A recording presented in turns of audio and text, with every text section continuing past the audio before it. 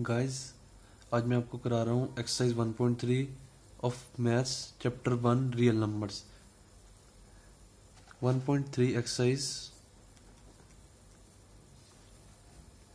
उसका question first है prove root 5 as irrational. ये मैं कैसे प्रूव करूँगा रूट 5 एज इरेशनल? ये प्रूव करने का बहुत ही इजी तरीका है, यही है जो मैं बता रहा हूँ। ये इरेशनल प्रूव होता है कॉन्ट्रेरी से। कॉन्ट्रेरी मैं बताता हूँ, कॉन्ट्रेरी जो होता है हम इसको सबसे पहले रैशनल लेके चलेंगे, फिर हम देखेंगे तो वो रैशनल नहीं आ रहा होगा। सबसे पहले हम रूट 5 को लेंगे rational. Let root 5 as rational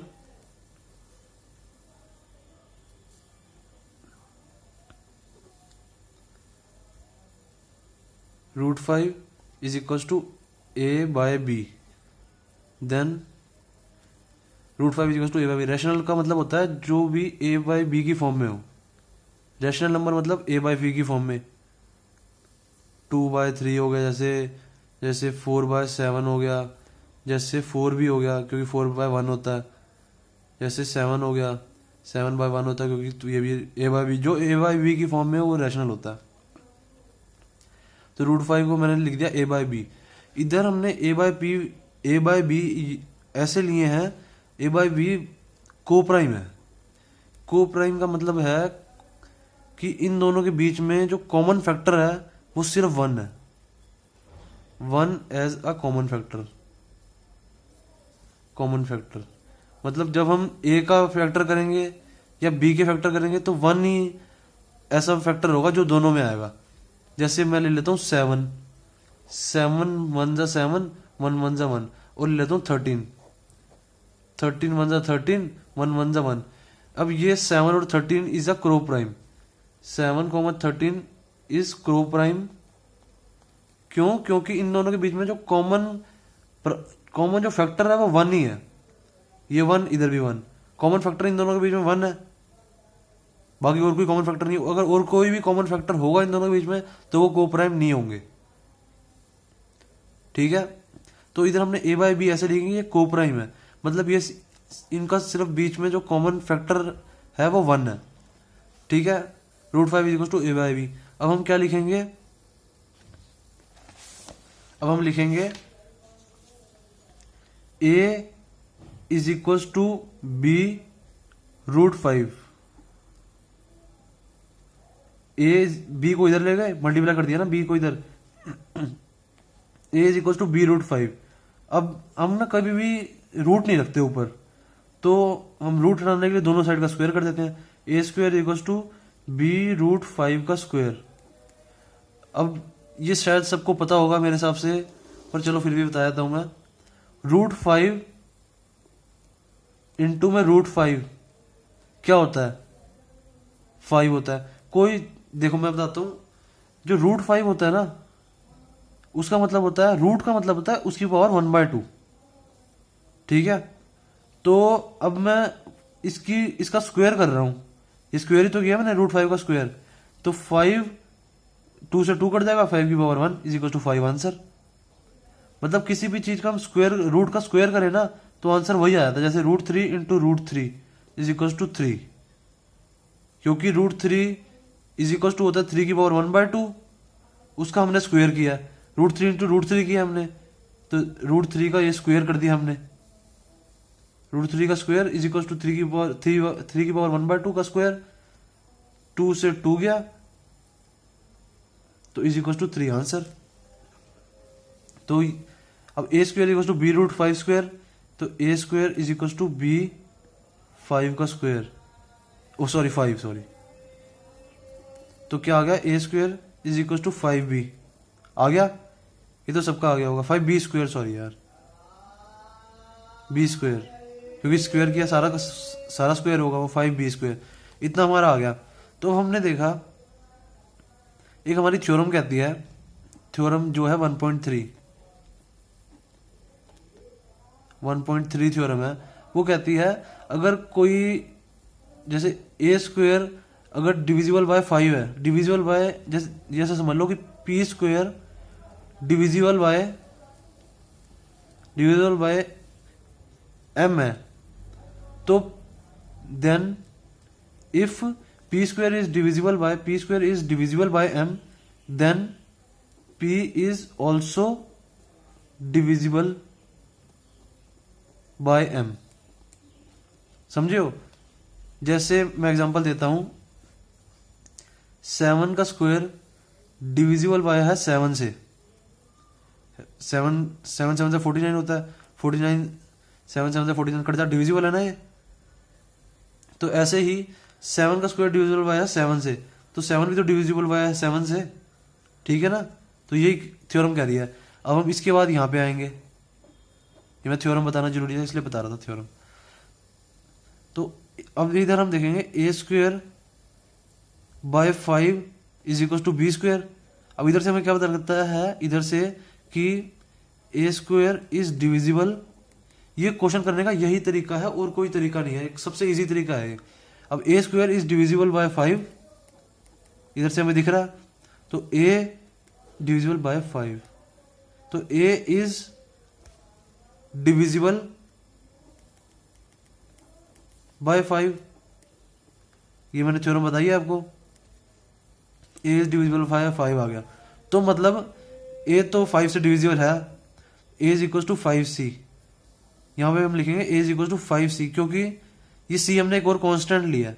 c is मतलब c हमने इसलिए लिया है, जैसे कोई हमारा डिविजिबल है, ए हमारा 5 से डिविजिबल है, ठीक है, तो हम लिखेंगे ए हमारा 5 से डिविजिबल है, तो 5 ए हमारा अगर 5 से डिविजिबल है तो सी हम कुछ वेरिएबल ले रहे हैं, कुछ ले रहे हैं, क्योंकि जैसे हमारा है 15 इज इक्वल टू 5c, ये हमने लिखा 15 5 से डिविजिबल है, तो 5 इंटू 3 आ जाएगा, c की वैल्यू बदल जाएगी।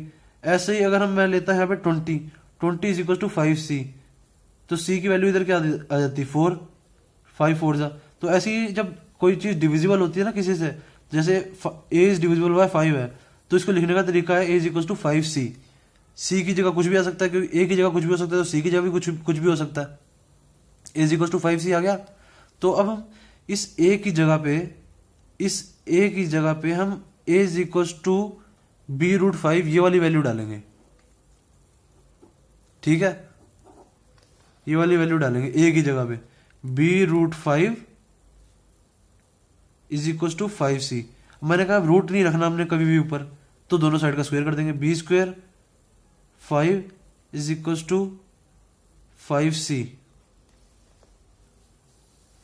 Sorry b square 5 is equal to 25c square, दोनों साइड का स्क्वायर करेंगे ना, दोनों साइड का हमने स्क्वायर किया 25c स्क्वायर। तो अब हमारा इधर आ गया b square 5 is equal to 25c square, 5 से 5 कट जाए, 5 से 25 कट जाएगा, b square is equal to 5c square, 5 5 से 25 हो जाएगा ना, 5 5 से 25, तो b square is equal to 5 square. अब इधर से हमें क्या पता लग रहा है, b square is divisible by 5 और b इज डिविजिबल बाय 5, ठीक है। तो अब इस लाइन से, इससे, सेकंड से और थर्ड से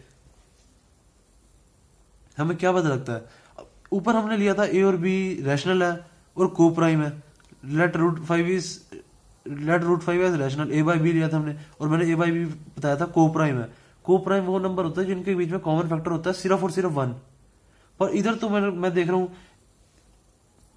a और b मैंने को प्राइम लिया, a इधर 5 से जा रहा है, a इज डिविजिबल बाय 5 और b is divisible by 5, a भी 5 से डिविजिबल है और b भी 5 से डिविजिबल है, इधर दिख रहा है सेकंड और थर्ड से, a is divisible by 5, b is divisible by 5। पर मैंने इनको तो को प्राइम लिया था कि 1, कि इनके बीच में जो प्राइम फैक्टर, जो कॉमन फैक्टर होगा वो सिर्फ 1 होगा, 1। तो इधर तो 5 आ रहा है इन दोनों के बीच में, a is divisible by 5, b is divisible by 5, तो मेरी कॉन्ट्रडिक्शन आ गई। So from from first, sorry, second and third, second equation और थर्ड इक्वेशन से मुझे ये पता लगता है कि ए कॉमा बी आर नॉट को प्राइम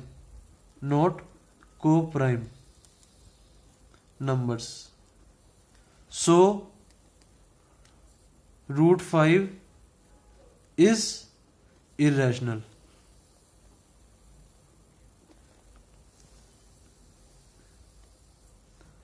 क्योंकि अब हमारी कॉन्ट्रडिक्शन आ गई, जब यही को प्राइम है ही नहीं तो सब कुछ ही गलत किया है हमने, तो इसलिए रूट 5 इज इरेशनल है। ये कॉन्ट्रडिक्शन से ही होते हैं क्वेश्चन, और किसी तरीके से क्वेश्चन नहीं होते। अब अगला क्वेश्चन है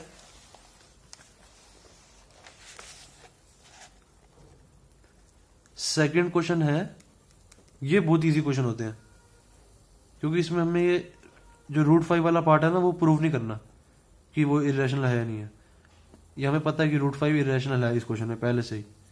प्रूव दैट 3 + 2 √5 इज इरेशनल। अब मैं ये बताता हूं कैसे प्रूव करेंगे।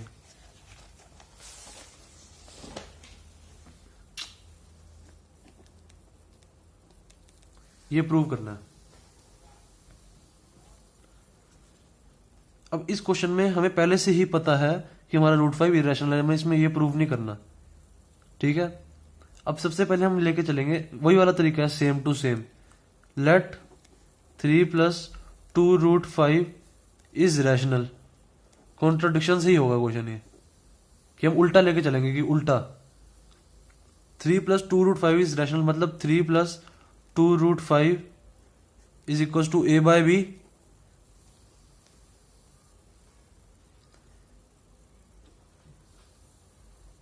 Three plus 2 √5 is equal to a/b आ गया। तो अब अब इधर हमने इनको को प्राइम नहीं लेना। जब ये वाले क्वेश्चन होंगे ना प्लस वाले, या रूट 5 के आगे खाली 2 होगा, खाली रूट 5 होगा तो जैसे मैंने पहले कराया वैसे ही तरीके से होगा। पर जब उसके आगे कुछ होगा या प्लस में भी कुछ होगा तो हम ऐसे करेंगे। हमने इसमें को प्राइम नहीं लेना। इसको करने का तरीका बिल्कुल लगा, छोटा सा तरीका है बिल्कुल। 3 + 2 √5 इज इक्वल टू a/b। तो 2 √5 कितना हुआ? 2 √5 is equal to a/b - 3, a/b - 3, ठीक है। तो √5 इज इक्वल टू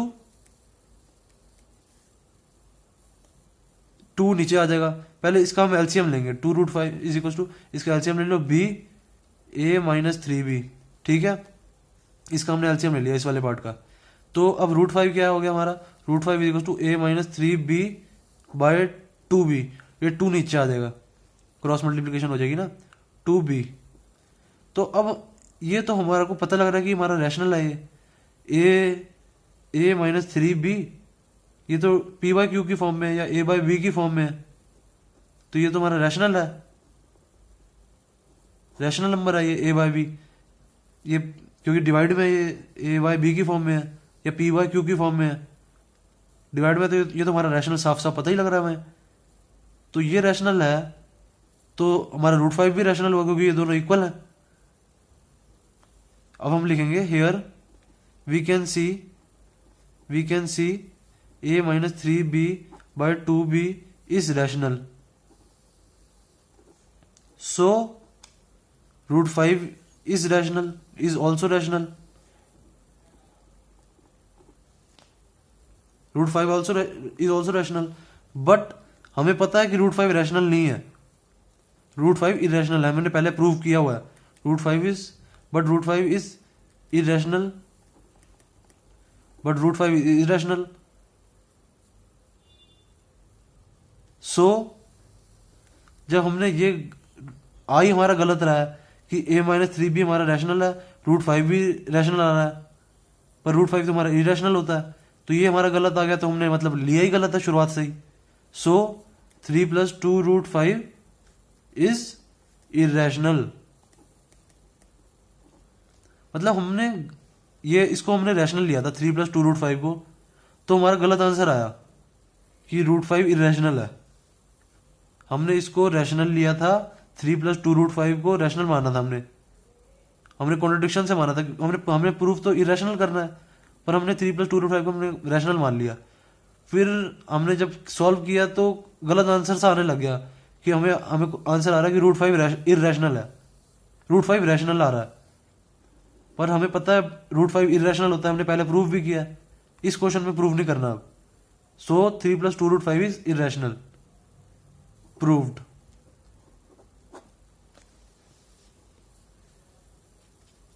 ऐसे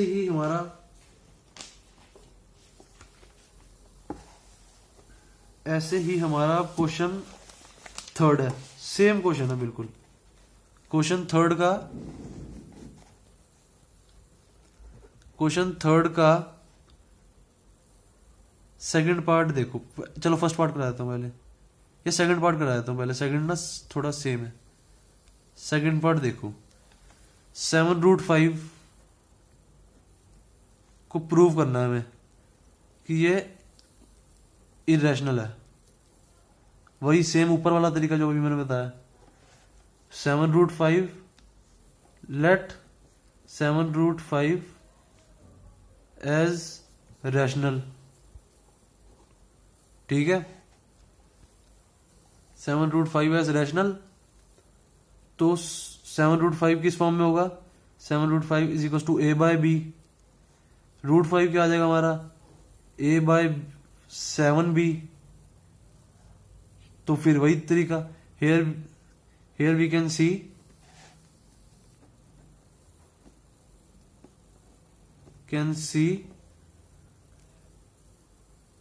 a/7b is rational,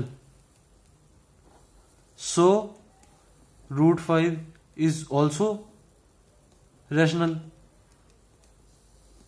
बट हमें पता है, but √5 is irrational, we know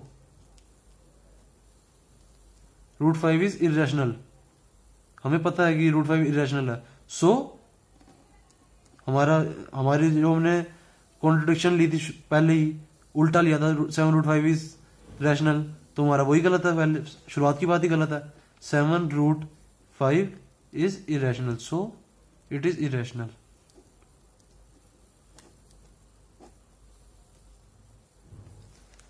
third का सेकंड पार्ट भी हो गया। अब थर्ड का फोर्थ पार्ट देखो, थर्ड का थर्ड पार्ट देखो, 6+√2, सेम क्वेश्चन 2 है वो, सेम टू सेम, कुछ फर्क नहीं है उसमें। बस आगे वो हल्का सा जो फर्क है वो आप अपने आप करके देखो, अगर नहीं आया तो मेरे से जरूर पूछो। बिल्कुल सेम टू सेम क्वेश्चन है, कुछ नहीं करना उसमें, सेम टू सेम क्वेश्चन 2 की तरह क्वेश्चन करना है वो। अब क्वेश्चन थर्ड का फर्स्ट पार्ट कराता हूं मैं।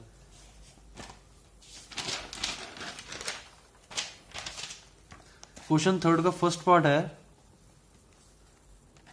क्वेश्चन थर्ड का first part, prove 1/√2 as irrational. अब ये जो सबसे पहले मैंने तरीका बताया था वही सेम क्वेश्चन है जो √5 में मैंने रैशनल प्रूव किया था। जो मैंने √5 रैशनल प्रूव किया था, ये उसी जैसा सेम तरीका है।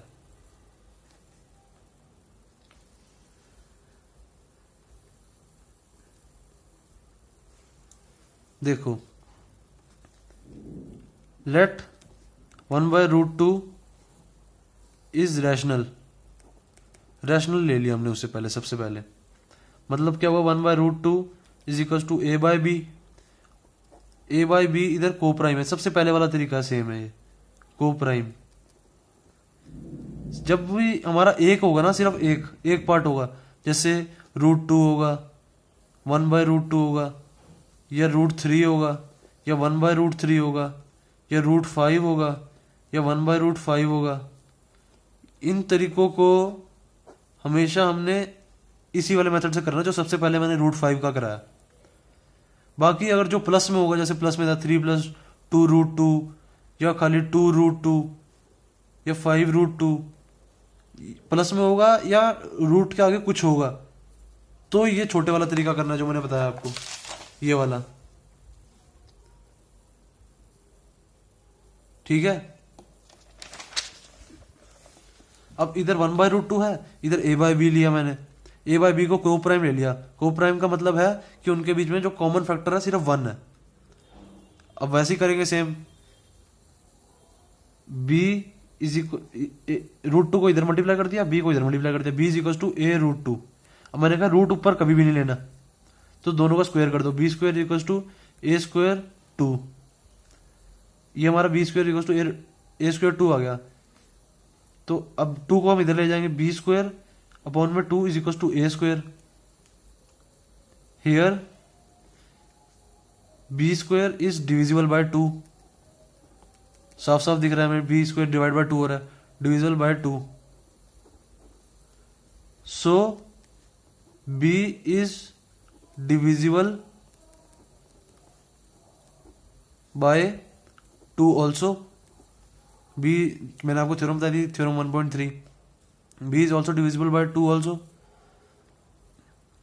सो तो अब क्या करेंगे हम, मैंने बताया था अब कांस्टेंट लेना है, b इज डिविजिबल बाय 2 है, तो मतलब b is equal to 2c।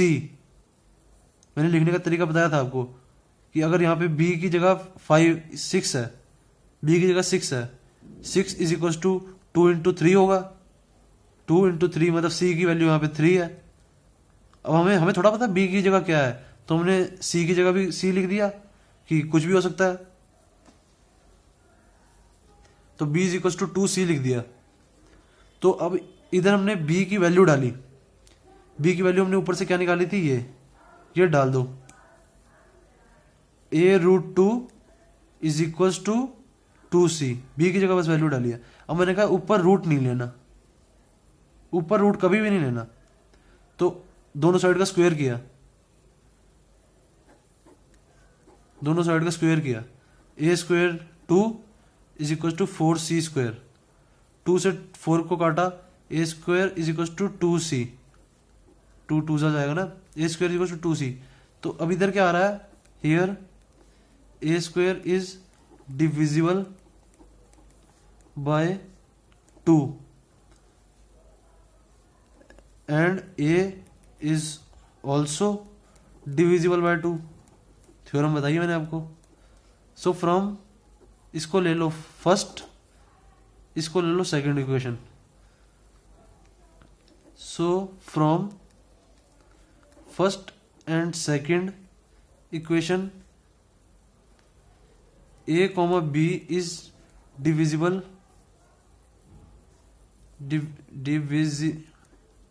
Sorry is नहीं are, a, b are divisible by 2,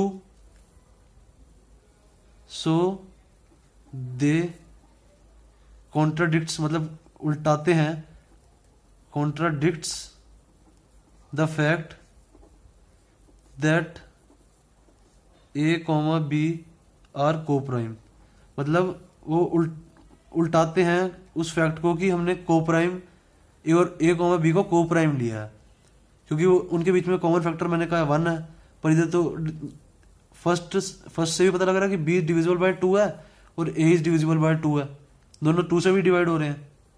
तो मैंने तो बताया था कि कॉमन फैक्टर 1 है, तो so they contradicts the fact that a, b are coprime. So 1/√2 is irrational. Finish.